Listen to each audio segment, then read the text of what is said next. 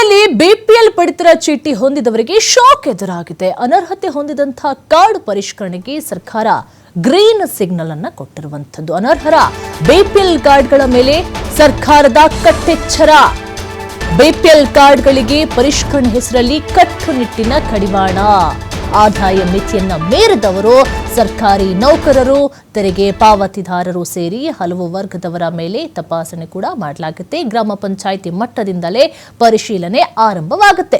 ಮನೆ ಮನೆಗೆ ಭೇಟಿಯನ್ನು ನೀಡಿ ದಾಖಲೆಗಳನ್ನು ಪರಿಶೀಲನೆ ಮಾಡಲಾಗುತ್ತೆ. ಜಿಲ್ಲೆಯಲ್ಲಿ ಈಗಾಗಲೇ 7,680 ಪಡಿತರ ಬಿಪಿಎಲ್ ಕಾರ್ಡ್ ರದ್ದುಗೊಳಿಸಿರುವಂತದ್ದು. ಕಳೆದ ಸೆಪ್ಟೆಂಬರ್ನಿಂದ ಆರಂಭವಾಗಿರುವಂತಹ ಪರಿಷ್ಕರಣೆಯ ಕಾರ್ಯ 7,680 ಅನರ್ಹರ ಬಿಪಿಎಲ್ ಕಾರ್ಡ್ ಅನ್ನು ರದ್ದುಗೊಳಿಸಲಾಗಿದೆ. ಎಪಿಎಲ್ಗೆ ಬದಲಾವಣೆ ಕೂಡ ಮಾಡಲಾಗಿದೆ. ಕೇಂದ್ರ ಹಾಗೂ ರಾಜ್ಯ ಸರ್ಕಾರದ ಕೆಲ ಮಾನದಂಡದ ಆಧಾರದ ಮೇಲೆ ಪರಿಷ್ಕರಣೆಯನ್ನ ಮಾಡಲಾಗ್ತಾ ಇದೆ.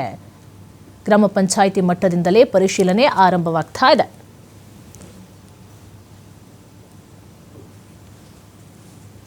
ಈ ಬಿಪಿಎಲ್ ಕಾರ್ಡ್ಗಳ ಪರಿಷ್ಕರಣೆ ಅನ್ನೋದು ನಮ್ಮ ಇಲಾಖೆ ನಿರಂತರವಾಗಿ ಕೈಗೊಳ್ತಾ ಇರುತ್ತೆ.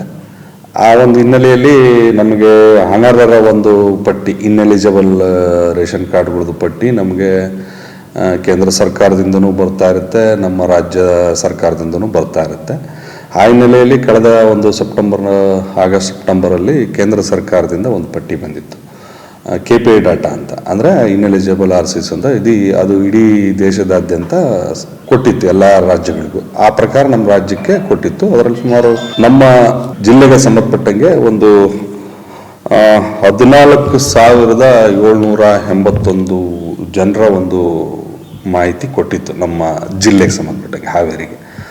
ಅದನ್ನು ನಾವು ಪರಿಶೀಲನೆ ಮಾಡಿದಾಗ ಅದರಲ್ಲಿ ಒಂದು 10 ಕ್ಯಾಟಗರಿ ಬರುತ್ತೆ. 11,000ಕ್ಕೂ ಹೆಚ್ಚು